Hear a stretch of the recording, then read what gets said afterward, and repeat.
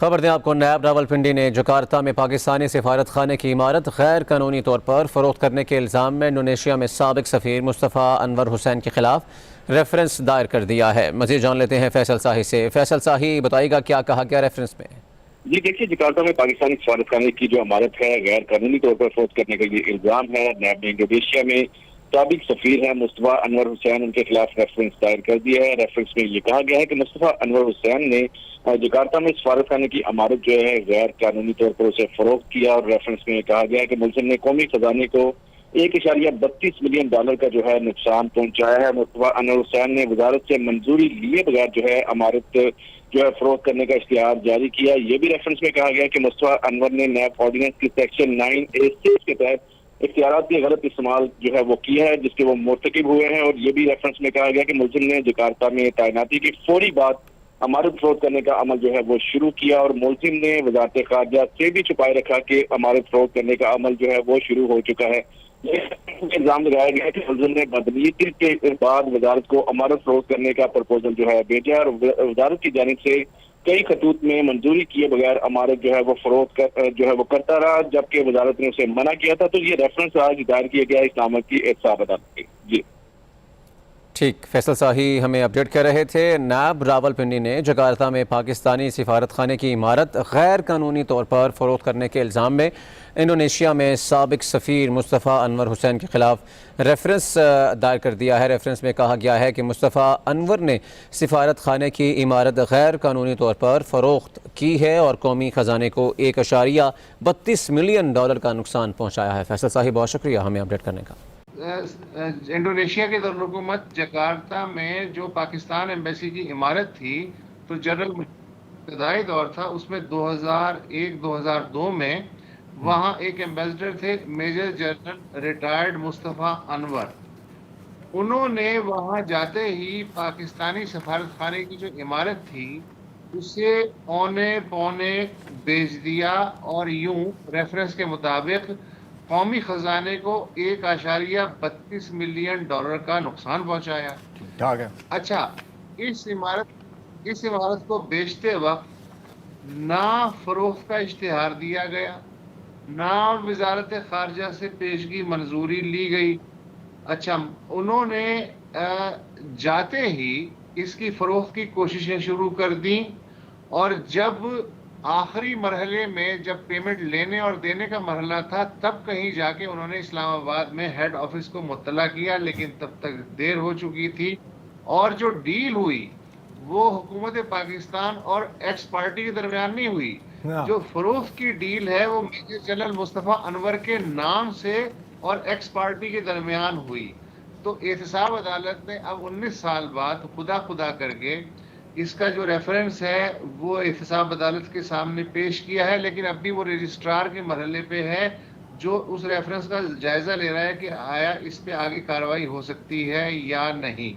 مزے کی بات یہ ہے کہ اسی زمانے میں جو فرسٹ سیکریٹری تھے ڈاکٹر مشتاق رضوی جکارتا میں، انہوں نے ہیڈ آفس کو یہ اطلاع دی کہ سفیر صاحب جو ہیں کسی پارٹی کے ساتھ یہ سودا کر رہے ہیں، تو بجائے اس کے کہ یہاں بیٹھے ہوئے سینئر افسر کے کان کھڑے ہوتے، انہوں نے مشتاق رضوی کو ہی OSD بنا دیا۔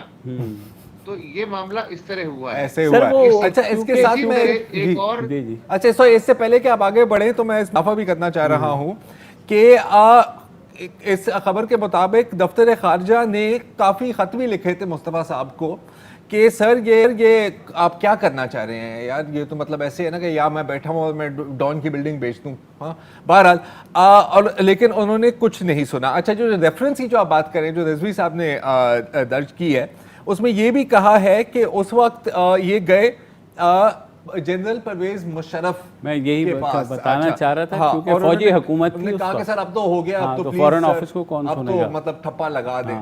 تو یہ کچھ ایسے ہو رہا ہے، اس کو کہتے ہیں عجب کرپشن کی غضب کہانی۔ جی وہ سر، تو یہ ہے کہ اس وقت اس کو اپروول جو ہے وربل وہ جنرل مشرف سے لی گئی تھی، گو اہیڈ، تو گو اہیڈ کے جناب جی، اور OLX بھی نہیں تھا۔ دوسری جو ہے وہ بھی سن لیجئے، وہ اسی کی جڑواں کہانی ہے کہ یہ اسکینڈل تو ہوا 2001-2002 میں۔